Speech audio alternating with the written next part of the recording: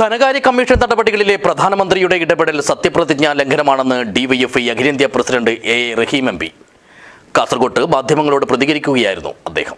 This news sponsored by ഗുണമേന്മയോട് കൂടിയ ഉൽപ്പന്നങ്ങൾ മിതമായ നിരക്കിൽ Sreekrishna hardwares MG road Kasaragod. ധനകാര്യ കമ്മീഷന്റെ നടപടിക്രമങ്ങളിൽ പ്രധാനമന്ത്രി നരേന്ദ്രമോദി ഇടപെട്ടത് ഭരണഘടനാ വിരുദ്ധമാണെന്ന് ഡിവൈഎഫ്ഐ അഖിലേന്ത്യാ president A Rahim M P പറഞ്ഞു. റിപ്പോർട്ടേഴ്സ് കളക്ടീവ് പുറത്തുവിട്ട വിവരം ഗൗരവതരമാണെന്നും സംസ്ഥാനങ്ങളുടെ നികുതി വിഹിതം കുറയ്ക്കാൻ പ്രധാനമന്ത്രി സമ്മർദ്ദം ചെലുത്തിയെന്നത് സ്ഥിരീകരിച്ച വിവരമാണെന്നും റഹീം ചൂണ്ടിക്കാട്ടി.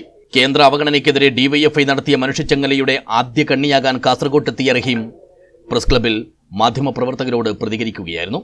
14ാം ധനകാര്യ കമ്മീഷൻ നികുതി വരുമാനത്തിൻ്റെ ഷെയറിംഗ് ഡിവിസിബിൾ പൂൾ 42% ശുപാർശ ചെയ്യാൻ തീരുമാനിച്ചു.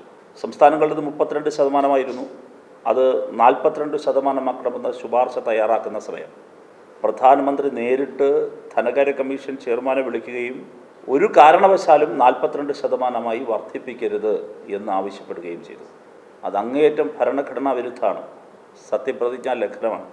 കാരണം ധനകാര്യ കമ്മീഷൻ ഭരണഘടന വിഭാവനം ചെയ്യുന്ന ഒരു ഓട്ടോണമസ് സ്ഥാപനമാണ്, ഭരണഘടനാപരമായ ഓട്ടോണമസ് സ്ഥാപനമാണ്.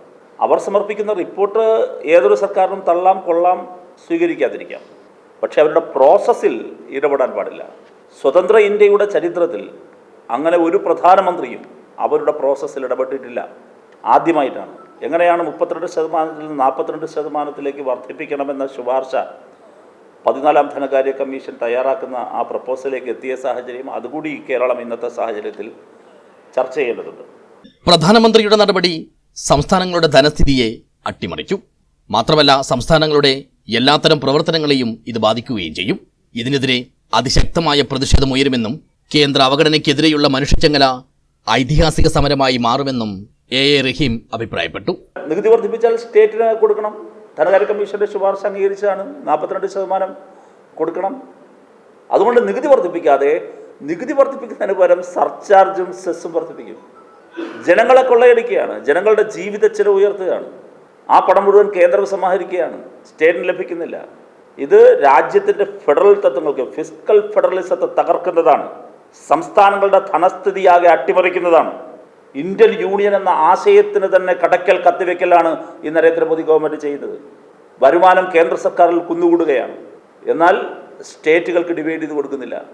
അങ്ങനെ കിട്ടാതിരിക്കുമ്പോൾ സംസ്ഥാനങ്ങൾ തനതായി നടത്തുന്ന വികസന പ്രവർത്തനങ്ങളും സംസ്ഥാനങ്ങൾ നടത്തുന്ന ക്ഷേമ പ്രവർത്തനങ്ങളും വെൽഫെയർ ആക്ടിവിറ്റീസും നിലച്ചു പോകും.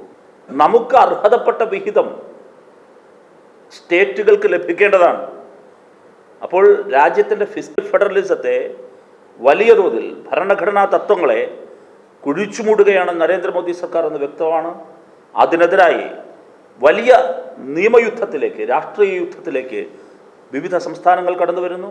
അതിൻ്റെ മുൻനിരയിൽ നിന്നുകൊണ്ട് രാജ്യത്തിൻ്റെ ഫിസ്ക്കൽ ഫെഡറലിസം സംരക്ഷിക്കാനുള്ള പോരാട്ടങ്ങൾക്ക് നേതൃത്വം കൊടുക്കുന്ന മാതൃകയാകുന്ന സംസ്ഥാനമാണ് കേരളം. കേരളം ഈ ഫിസ്ക്കൽ ഫെഡറലിസത്തിൻ്റെ പശ്ചാത്തലത്തിൽ സുപ്രീം കോടതിയെ സമീപിച്ചിരിക്കുന്നു. അത് രാജ്യത്തിൻ്റെ ചരിത്രത്തിൽ ആദ്യമാണ്.